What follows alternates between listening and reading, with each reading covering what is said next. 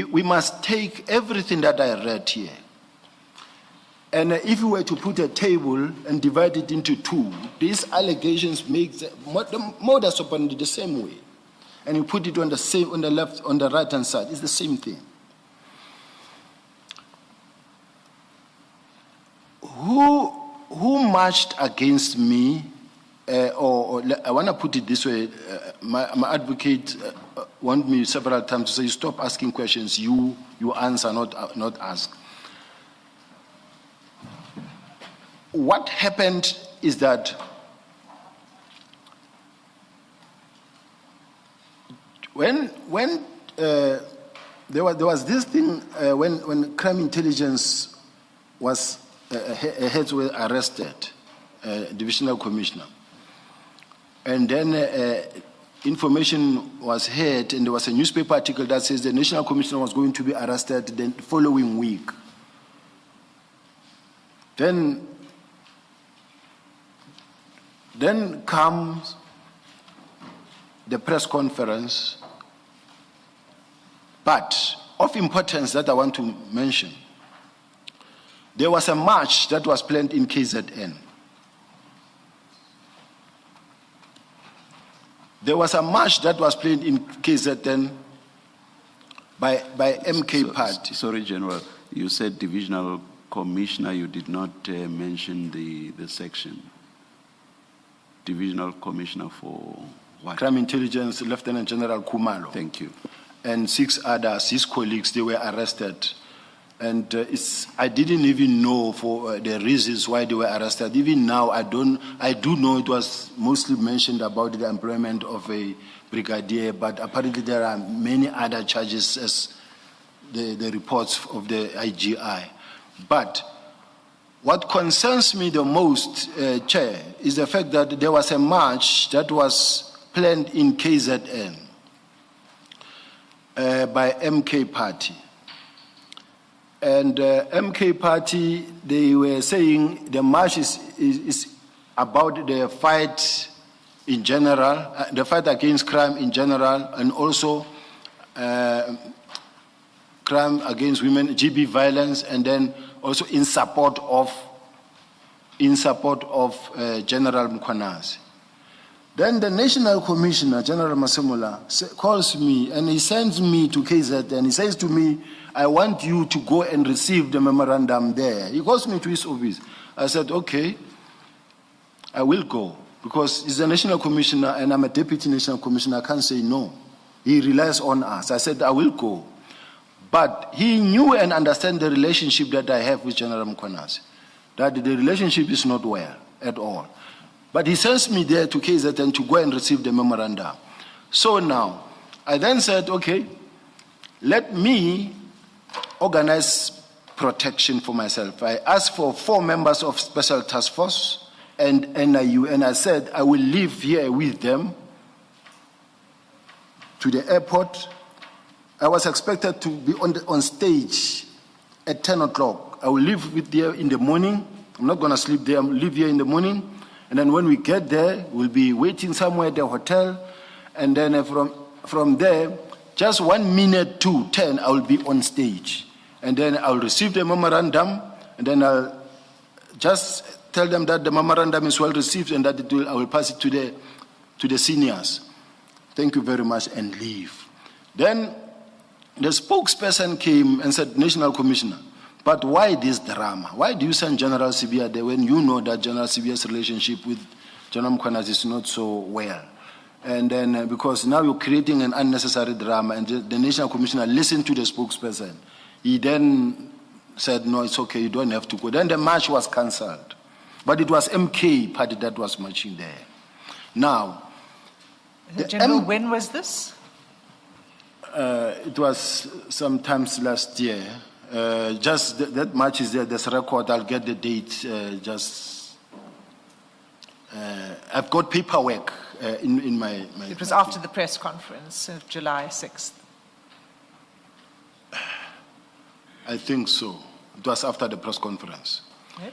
Now, I just don't want to lose my trail of thought, because if I begin to think of the date, I'll provide paperwork. I have it. The National Commissioners, then the march was cancelled. Now, as the march was cancelled, MK party is the one. Now that goes and open a criminal case against me and the minister for defeating the ends of justice in relation to 121 dockets. I'll still get to the 121 docket issue for attempting to defeat or for defeating the ends of justice. MK party. Then from there, I had to go and account before the MK party in parliament. Then I raised a concern and say, but Mr. Chair, I'm sitting here having to come and account to the nation, but the MK party opened a case against me, and I have to face them and let them ask me questions. Fine. Are you talking about the ad hoc committee? Ad hoc committee. Okay. And that committee is made up of multiple parties, I not know. just the MK party. I know. But I raised that concern only specifically in relation to the MK because there was a Honorable Skwasana there who is the one who went and opened the case against me. I said, but do I have to stand before him now and account before him? Because all I was being asked was humiliating questions. I was being humiliated publicly, undermined throughout, even after I testified. Every witness that came, you listen to the MK party, how they are humiliating me, how they are speaking down upon me. Not only them though, but even when a question doesn't need Sibiya, they will say, you're speaking like Sibiya, or there was one general here who came here, he said 1, 2, 3, 4. Even it's a different witness, but I was the one that is being attacked the most. Now, I was just raising this point of the MK party issue now. Now,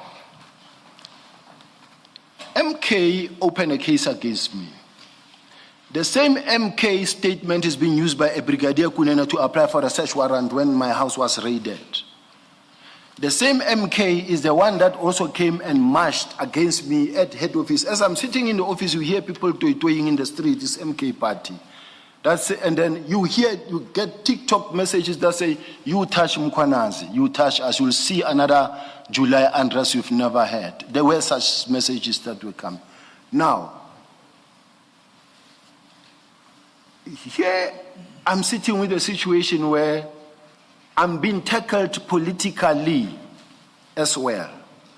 As much as there are allegations on the 121 dockets, but there's so much pressure mounting on me, being pushed out of office when I've done nothing wrong. So now, let me pause so that I don't go deeper, but I want to say, Chair, let me put this once and for all at rest.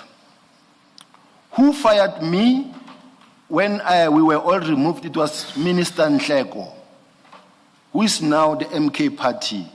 I don't know his rank there, his level there. It was the President Zuma who was there.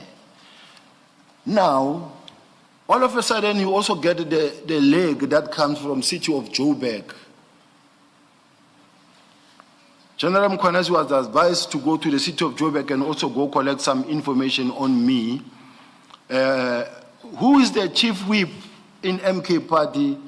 Ms. Colin Makubele, who was the speaker in parliament, in city of Joburg. Now, General Mkhwanazi goes there, speak to a gentleman whom we investigated in different cases, and they then caused this member to make a statement. I don't want to say a derogatory statement, but it was a statement where you see this man is clearly undermining you and speaking ill of me in all respect, belittling me the possible way he can.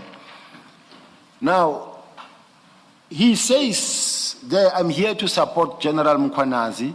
He came to see me. And he also acknowledged that I have got a personal relationship with Colin Makubele, Ms. Colin Makubele in MK party. Now, to me, This whole thing is political still. Let me proceed. I just wanted to put that part Thanks. You're at so that it remains. You're at paragraph 49, the public protector investigation. Public protector So investigation. maybe before you do that, just so that things are not left hanging, are you going to come? Maybe let me ask first this question. You've described what you say is the role of the MK party. Is that what you were referring to much earlier in your statement when you spoke about continuing political interference? Yes. Or are you still going to be saying more? That's what you were referring to? Yes. Okay. And Because- then, yes, Kira? Thank you very much. Because this is what I'm going through, and then now, I don't know whether to bring this point at this point in time or at a much later stage, but what worries me is that, you see, when you look at all the provincial commissioners, no one you will see on social media. No one is being spoken about on social media. They don't have followers because you are not allowed to be on social media as policemen. But you've got this one provincial commissioner who's on social media every day. Now, you've got political parties fighting to have him. He's supported by MK. Then you also have, I spoke to one MMC who was asking me, what is going on? Allow me not to mention the name, Chair. He was asking me, what is going on in this thing? We want to understand this thing. And I said, I explained, and I said, you know what, the problem is that even though we see what is happening, the problem is that in KZN, when you get heard speaking against Mkhwanazi, General Mkhwanazi, then you see people beginning to have some clicks and distancing themselves from the party. Now, we've got now this person who's got social media following, a lot of them. I'm told that there are many thousand accounts on social media. Now, you've got... Does General Mkhwanazi have his own accounts, social media accounts, or does he have a presence on social media through posts by other people? Commissioner... Because if it's the latter, you cannot expect him to have control over that. Commissioner, I must say, directly or indirectly, there's no way he's not involved. For simple reasons. No, can you answer, does he have his own social media accounts? Yes or no? I don't know about that, Commissioner. So I'm not sure that it's fair then to make the point that you appear to be trying to make. Because he has no control over what other people post about him. May I respond, Commissioner? Yes, please. Commissioner, I'm responding to you, not in argument, but I want to ask the Commissioner to please bear with me. Let me put my point, and I do know, Commissioner, that I'm putting it with respect. And where the Commissioner says to me, but I don't agree with you, I will then keep quiet. Commissioner, if this is the case that he does not have control over what people say about him.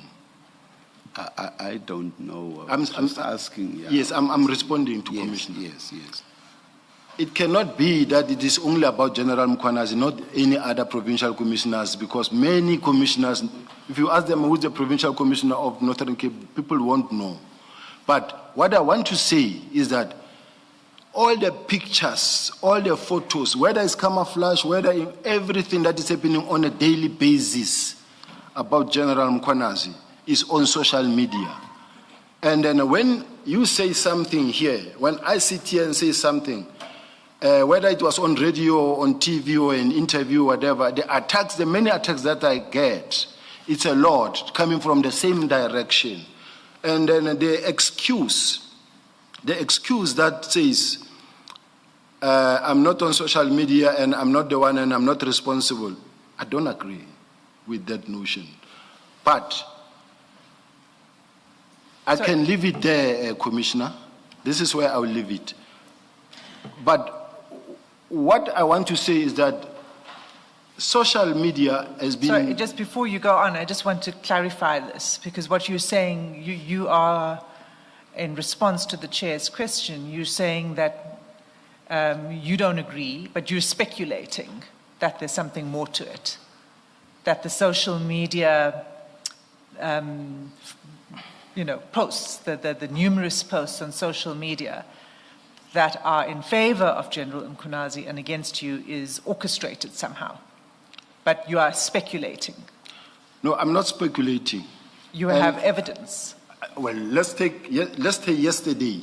What happened yesterday? There was a Mr. Mutibedi who was talking about the involvement of the PKTT that harassed him, that planned to kill him, that searched him with a fraudulent search warrant. This whole thing is now all over social media. His explanation, everything about him gets immediate attention.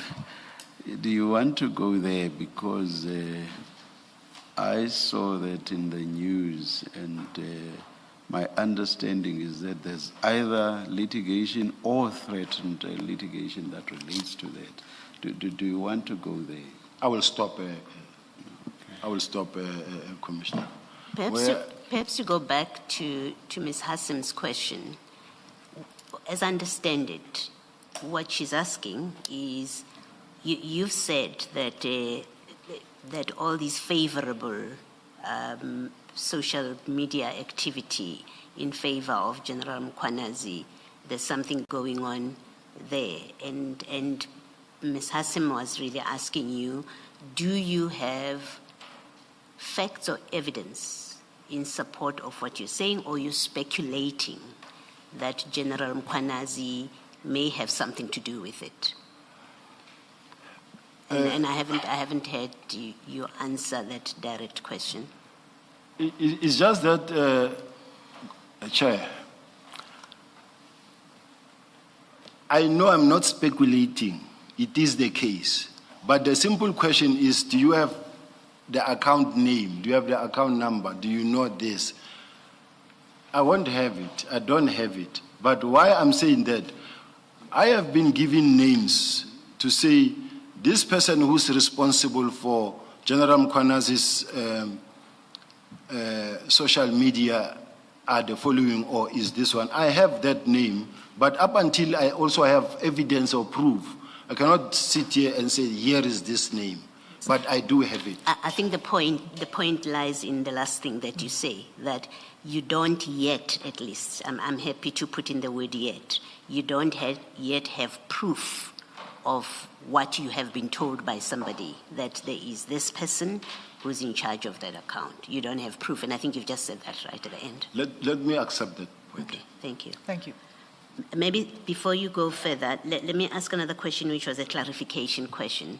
You said that earlier on, you said General Mkhwanazi was advised to go to City of Joburg to get information about me. When you say, and that's where you left it, do you know for a fact, and are you able to give a name who advised him, one, and two, what was the information that he was advised to go and get about you? Reading from the statement of, and I'm sure if commissioners will listen to Mesuli Mlandu's testimony at the ad hoc committee, he did mention where he spoke specifically about General Mkhwanazi coming to see him, and also the fact that he's got a relationship with Ms. Colleen Makubele. And to me, it's what a coincidence that now, all of a sudden, because there's also Ms. Colleen Makubele there, now the City of Joburg's, some issue also is being brought into the fore. Yeah, General, can I just stop you there? You've said that this witness from City of Joburg, in his statement, he says that General Mkhwanazi came to see him. That answers part of what I wanted I was asking for clarification on. The earlier part of it is where you say he was advised. And my question is, you know for a fact that he was advised, and by whom? If you could just answer that part. I think when you listen to Mesuli Mlandu talking and say that General Mkhwanazi contacted me and came to see me, logically speaking, tells me that he cannot wake up one day and also then go to the city of Joburg and go and look for information about General Sibiya. And when in fact, already Mesuli Mlandu said, I've got a personal relationship with Colin Makubela, and that I'm doing this in support of General Mkhwanazi because he came to see me about it. So if maybe my answer is not sufficient, Chair, I will leave it at that as well. No, I accept that is your answer. Thank you. Thanks, Mr. Sim. Thanks, Commissioner Baloy. I think I'll leave that there as well.